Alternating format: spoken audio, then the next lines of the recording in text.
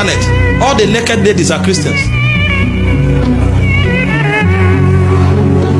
You see Martha is coming like a prostitute, but you will never see Amina. All of you go to Harvard. How did your own education in Harvard translate to nakedness? And Amina also went to Harvard, but there was something binding her, and she could not change. Both of you read chemistry, both of you read medicine, both of you read cyber security. How did your own cyber security translate to nakedness? Because we don't understand kingdom. These guys will pay money to buy positions in Western civilization so that they can bring Islam there. At first we heard that the mayor of London was a Muslim.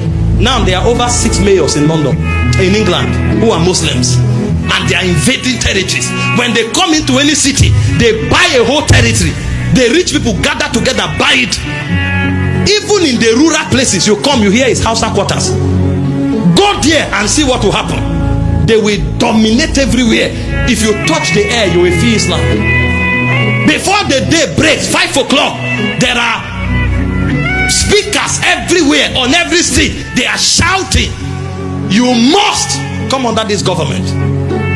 They understand colonization, we don't. That's why although Islam began 600 years after Christian, but they are spreading like wildfire. I'm not saying God is not doing anything, but I'm saying our consciousness of systemic takeover is low. So when a Christian goes to a bank, his glory is that I've gotten a new job, breakthrough has come. He shares his testimony in church and he thinks it's over. Users of God. But when a Muslim goes to the bank, the first question he's asking, the first agitation is that, where can we start praying here? And he will tell you, if it's 12 o'clock, we must pray. So if you don't give him a prayer place, he will put his mat in his office and start praying there, because he's telling you that what he believes is superior to this job. And he will fight until you create a position, a place of prayer. And no matter how rich that bank is, you know that you can't stop him by 12 o'clock on Friday. He will rather give up that job, and when he gives it up, he will tell you, go to hell. What did they know? What were they taught? But the Christian, even if you organize prayer, they will come and say, stop this religion here, stop this religion. Is this a place of prayer? Is this is bank? If you want to pray, go to church. And they think they are learned.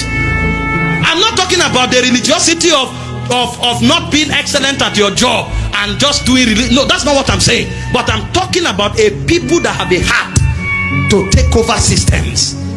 There are many campuses in Nigeria today, riots break out because they refuse to give them a land to build mosque.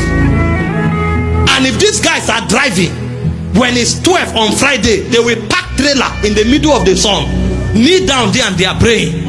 Call a Christian for prayer meeting. If you don't put AC there, he won't pray. And even that prayer, if it becomes long, he will go away. Do you know the pride of a Muslim man? For his forehead to be black. You know what that means? He has not that hair on the ground until he gives you an idea of the hours he has invested on the altar of prayer. So when their forehead, his head is black, they are proud about it. They want to rub off their religion on your face. And I'm not saying advanced religion. I'm saying become conscious that there is a government that is breaking into the earth and you are the agent of that government. This is the priority of God. And so when God visits the bank, he's asking these Christians that are here, what are they doing? And we don't know the heartbeat of the Father. We don't know the burdens of the Father. We are secular people. We think we are social people, and we don't carry the weight of the kingdom. And the worst part now is that we have done it so much in the world, we are bringing it into church. Today, church is like club. Every rainy step from the gutters of the club is what they are dancing on the altar. So even when they come to church, that 2 hours of reverence, they can't keep themselves. The thing has eaten them so much.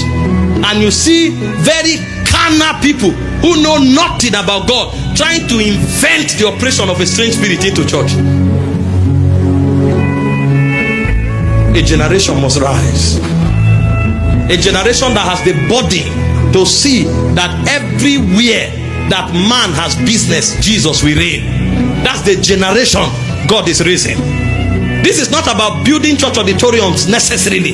This is about raising a people that have the stature and the rank to bring Jesus to a territory and insist that Jesus must be worshipped. And because of their presence, it will happen.